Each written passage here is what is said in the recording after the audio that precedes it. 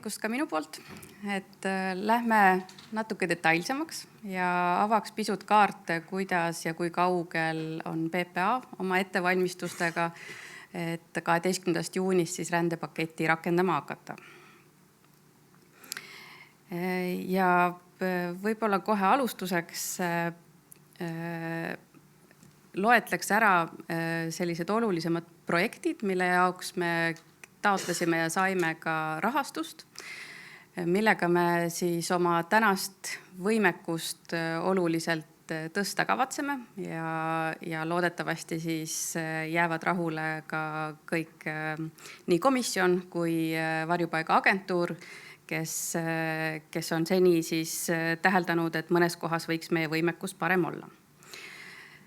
Kõigepealt oleme siis kirjutanud kokku projekti ja saanud rahastuse, et tõsta meie üldist menetlusvõimekust ja toetada ka siis nii kaitse taotlejaid kui saajaid.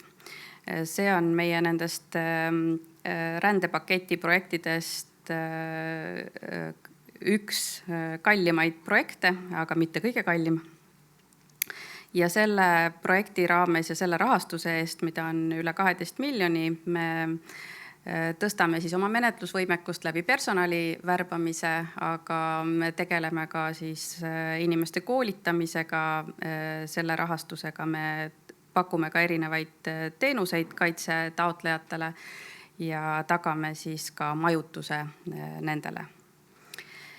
Siis on meil tagasi saadetavate projekt, kus on siis ennekõike mõeldud selle peale, et meil oleksid vajalikud teenused kaetud, kui käsil on siis rahvusvahelise kaitse taotlejate tagasisaatmisega. On selleks siis tõlketeenused või muud olmeteenused. Üks väga oluline projekt on ka õigusabi projekt. Nüüd paketi rakendamisega seonduvalt ja ka siis uute regulatsioonide ja varsti valitsusse ja Riigikokku liikuva VRKS-i eelnõuga on siis ette nähtud, et rahvusvahelise kaitse taotlejatel peab olema tagatud riiklikult siis tasuta õigusabi, õigusnõustamine kogu menetluse vältel ja selleks on PPA välja kuulutamas hanget, et leida siis need partnerid ja ma ütlen ka seda mitmuses, sest meie eesmärk on leida endale mitu lepingupartnerit, kes siis sellist teenust taotlejatele pakub. Ja mis me otsustasime ka oma turu-uuringu pinnalt on see, et me läheme välja 2 erineva hankega, et üks on siis tavaolukorraks, kui meil ei ole massilist sisserännet ja teine on siis õigusabi pakkumine olukorras, kui tegu on massilise sisserändega. Siis on meil ka paar IKT alast projekti, et meie võimekust ja tõhusust erinevates protsessides tõsta. Ja esimene nendest on siis taustakontrolli ja piirimenetluse infovahetuse projekt. Selle raames siis arendatakse erinevaid andmevahetusi ja eesmärk on ka siis erinevate infosüsteemide vahel andmeid tõhusamalt liigutada, mis aitab kaasa nende erinevate eesmärkide saavutamisele, et selle paketi rakendamine siis edukas oleks ja selle uue õigusraamistiku rakendamine. Aga muu hulgas on selle projekti raames siis plaanis ka erinevaid seadmeid hankida. Ja teine selline oluline IKT projekt on meie tõlkevõimekuse tõstmise projekt. Sellega me siis, see on samuti IKT projekt põhjusel, et me otsime endale lahendust masintõlkeks ja keelte tuvastamiseks ja ka siis plaanime erinevaid automaattõlkeseadmeid hankida, mis on samuti menetluste jaoks selline oluline edasiminek.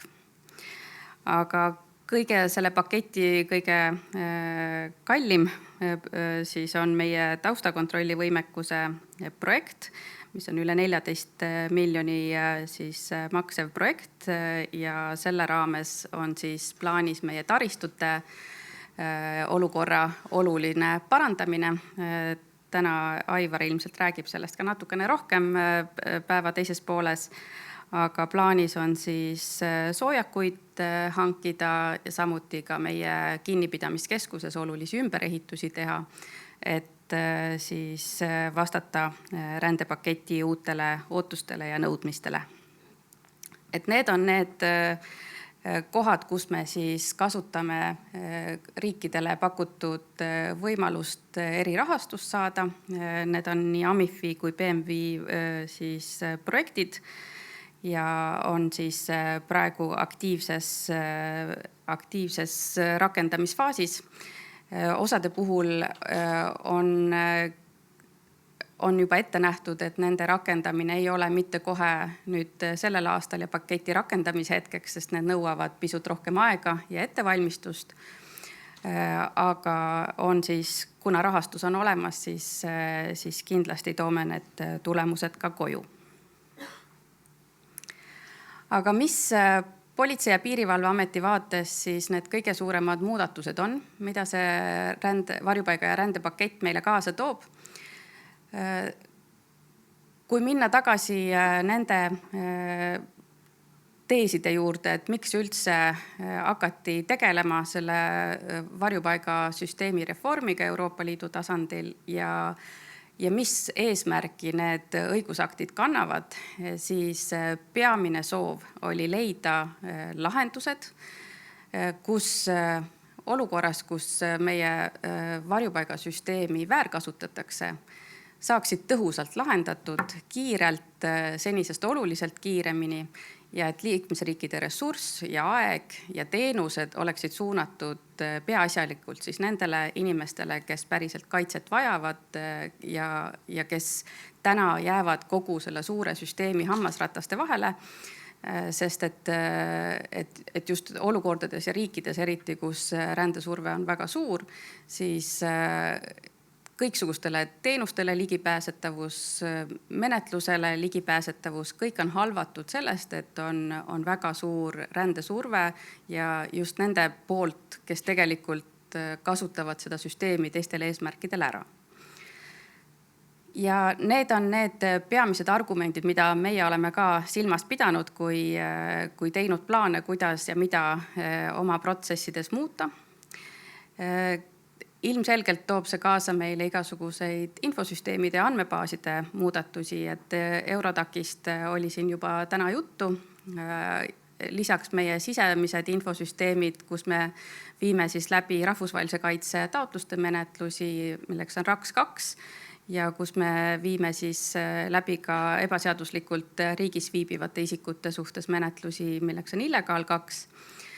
Ja rahvusvahelise kaitse valdkonnas on väga oluline ka vastutava liikmesriigi määratlemise protsess ja selleks on siis Dublinexi rakendus, millega kaasnevad siis ka meil arendused. Sellise töökorralduse vaates üks suurim muudatus, mis me praegu ellu kutsume, on see, et me laiendame oma menetlusvõimekust siis 4 prefektuuri. Et Eesti on meil mõtteliselt jaotatud 4 osaks. Meil on Põhja, Ida, Lääne ja Lõuna prefektuurid ja kõikidesse nendesse me loome siis ka võimekuse neid nii piirimenetlust kui ka taustakontrolle kui ka rahvusvahelise kaitse menetlusi läbi viia. Ja oma olemuselt need suurimad menetluslikud muudatused puudutavadki piirimenetlust ja taustakontrolli, kuigi taustakontroll on midagi, mida me oma erinevates rändemenetlustes, sealhulgas ka rahvusvahelise kaitse menetluses oleme kogu aeg teinud. Nüüd selles varjupaiga paketis ta saab natukene teistsuguse sisu ja vormi ja kindlama ajaraami, aga oma olemuselt ei ole see midagi uut ja esmakordset meie jaoks.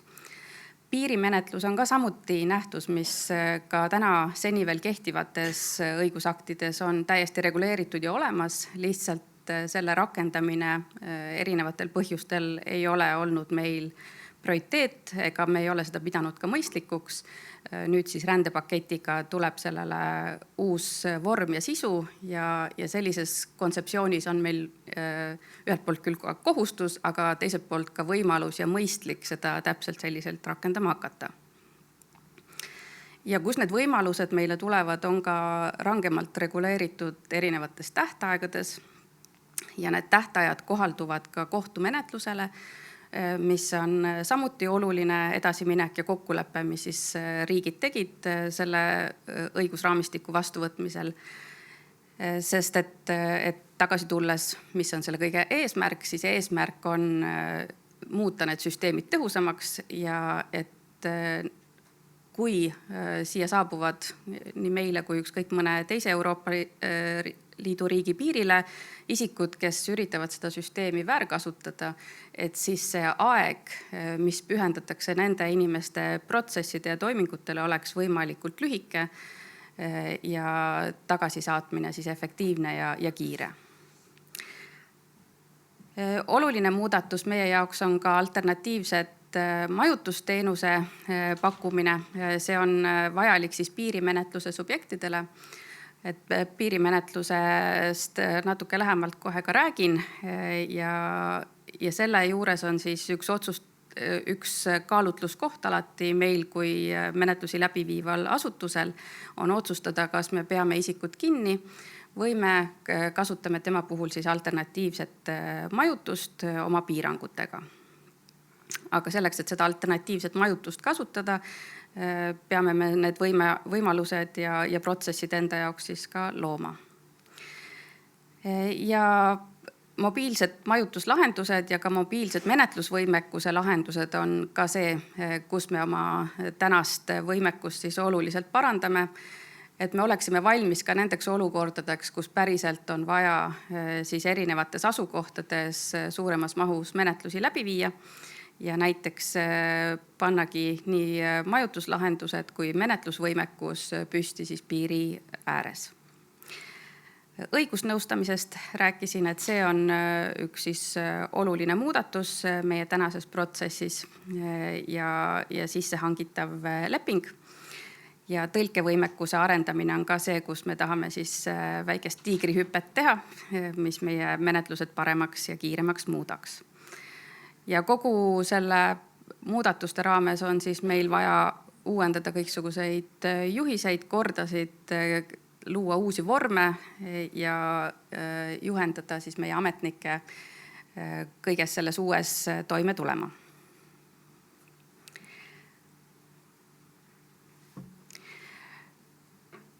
Kui nüüd vaadata seda taustakontrolli ja piirimenetluse kontseptsiooni natuke skemaatiliselt, siis nagu ka täna, siis ka selle uue rändepaketi rakendamise raames algab kõik isiku tuvastamisest ja esmastest taustakontrolli toimingutest, mis meie jaoks muutub, on see, et alles selle protsessi tulemusena me otsustame, kuhu menetlusse me inimese suuname, mis me temaga edasi teeme. Meil on antud selle protsessi jaoks eraldi ajaraam, see on 7 päeva ja hästi oluline, mida selles etapis ka teha, see taustakontroll lõpeb ka vastava kokkuvõttega, kus on siis fikseeritud kõik see, mis taustakontrolli raames tuvastati. Hästi oluline on siin ka veenduda, kas inimene tegelikult siis soovib kaitset taotleda või mitte ja see fikseerida. Sest puutume me täna ja ilmselt ka tulevikus ette olukordadega, kus esimese hooga inimesed ei soovi kaitset taotleda, aga hiljem näiteks oma väljasaatmise või tagasisaatmise menetluse raames järsku selle teadmisega ja sooviga lagedale tulevad. Kui see võimalus on sõnaselgelt inimestele selles esimeses etapis antud ja nad ei ole seda võimalust kasutanud, siis see annab aluse hilisemas etapis siis kiirendatud korras taotlus tagasi lükata. Nii et see on ka üks oluline siis vahend, mis selle õigusaktiga on meie jaoks loodud. Aga piirimenetlus kui selline saab siis ajaliseks piirmääraks 12 nädalat, et selle ajaraami sees me peame siis läbi viima esmase kõiksugused menetlustoimingud, sealhulgas inimesega vestluse. Meile on selleks eraldatud 15 päeva ja ülejäänud sellest pluss siis 5 päeva välismaalasele otsustamiseks, kas ta soovib seda otsust vaidlustada, ja ülejäänud sellest 12 nädalast on reserveeritud siis kohtupidamiseks. Selle ajaraames tuleb siis teha ka esimese astme kohtuotsus. Ja sellele järgneb siis ka tagasisaatmise piirimenetlus.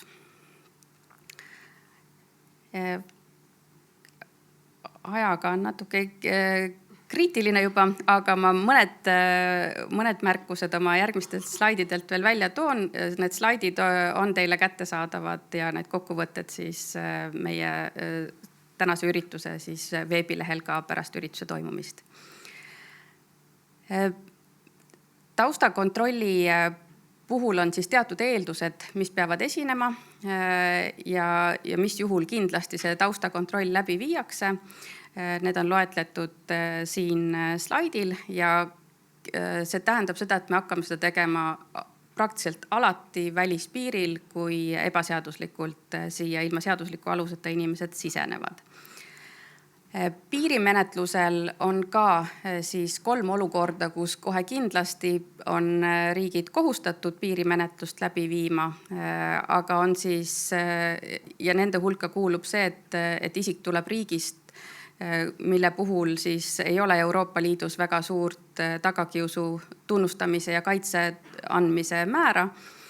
Aga ka siis, kui inimene on ohuks meile või kui ta teadlikult eksitab siis ametnikke selles protsessis. Aga me võime seda teha ka juhul, kui isik tuleb turvalisest 3. riigist või turvalisest päritoluriigist. Ja viimase märkusena, et kogu selle rändepaketi rakendamise raames me muu hulgas saime ka ülesande, kõik liikmesriigid said selle ülesande koostada oma kriisi- ja toimepidevusplaan. Meil on vastav plaan massilise sisserände holbi näol olnud olemas juba mõnda aega.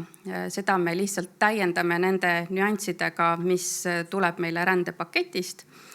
Ja muu hulgas on meil asutuses siis ka uus kriisiroll loomisel illegaali ja rahvusvahelise kaitse menetluse jaoks, kus me siis õpetame täiendavaid reservametnikke välja, kes siis massilise sisserände korras oleksid võimelised neid protsesse ja menetlusi läbi viima.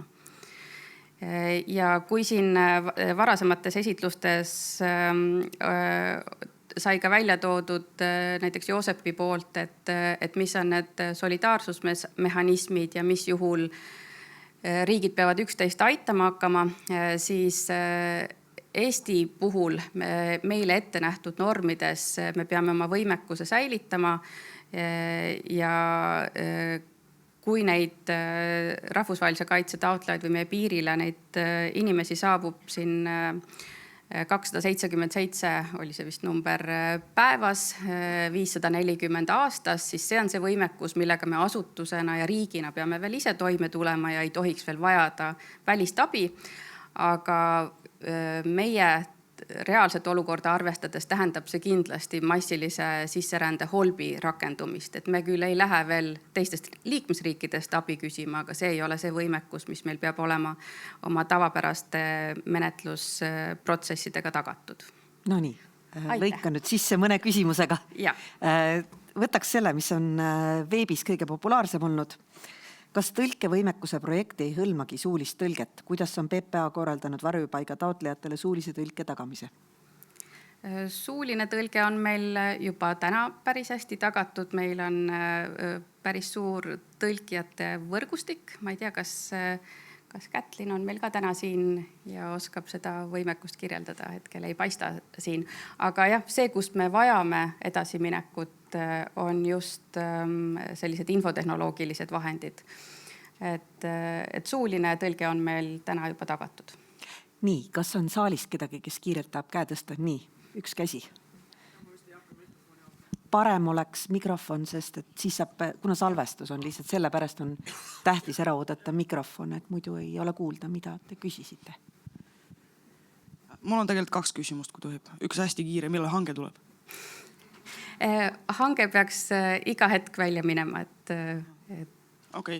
Ja siis põhiline küsimus on see, et kuidas siis ja mis alusel teil on plaanis prefektuuride vahel siis jagada rahvusvahelise kaitse taotlejaid menetluseks, ma mõtlen? Peaasjalikult toimub see inimeste saabumise järgi, ehk et kus on meie välised piiripunktid ja kus inimesed siis kas välistes piiripunktides või siseriigis pöörduvad kaitsetaotluse esitamiseks, et selle järgi, inimeste saabujate asukoha järgi. Aga muuhulgas see üleriigiline võimekuse loomine on ka selleks, et kui ongi vaja koondada kogu oma võimekus kuhugi Eesti nurka, sest kuskil on see vajadus suurem, siis me kasutame kogu seda võimekust, mis meil loodud saab nüüd. Ja siis küsin 2 taustakontrolli küsimust kokku. Mida selle taustakontrolli raames täiendavalt tegema hakatakse võrreldes praeguse taustakontrolliga? Kas taustakontrolli tegemine muudab menetlused aeglasemaks võrreldes praeguste menetlustega, kus taustakontroll on keeruline kitsaskoht? Ma ütleks, et suurim erinevus võrreldes tänasega on see, et see taustakontroll saab eraldiseisvalt fikseeritud, et selle kohta tekib kokkuvõte, mis tuvastati, mis tehti, et kõik need toimingud, mis seal taustakontrolli raames tehakse juba täna ka iga saabuva inimesega, et selles suhtes ta midagi uut ei ole. Aga selle kohta valmib siis ka siuke kokkuvõte ja hinnang, mille raames siis isik suunatakse ühte või teise menetlusse. Kus viibib isik, kes on piirimenetluses, et kus ta selle ajal viibib? Need inimesed, kes siis taustakontrolli menetluse tulemusena suunatakse piirimenetlusse, nende puhul ei anta luba Eesti riiki sisenemiseks ja nende viibimine sõltub siis menetluslikust otsusest. On 2 varianti, kas neid isikuid peetakse kinni selleks piirimenetluse ajaks või suunatakse nad alternatiivsele majutusele ja see alternatiivne majutus on siis teatud piirangutega, kus nende liikumisvabadust on piiratud, neil on seatud mingisugune registreerimiskohustus, nende dokumendid võetakse hoiule. Et ühesõnaga valida on 2 variandi vahel. Ja siis üks numbri küsimus ka. Mitu inimest PPA juurde palkab ja mida uut nad tegema hakkavad?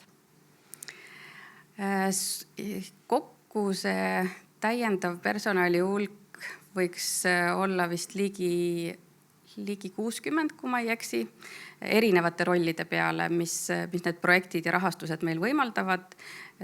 See koosseisu täiendamine on meil plaanis selliselt etapiliselt, mitte korraga ja kõik, vaid vajaduspõhiselt. Aga see võimekus, mis meil taotletud rahastusega on tagatud, on selline. Nii, kaasamõtlejaid on meeletult. Küsimuste arv on tohutu. Kui te olete veel natuke aega siin, siis ma loodan, et mõned inimesed saavad ka otse küsida veel.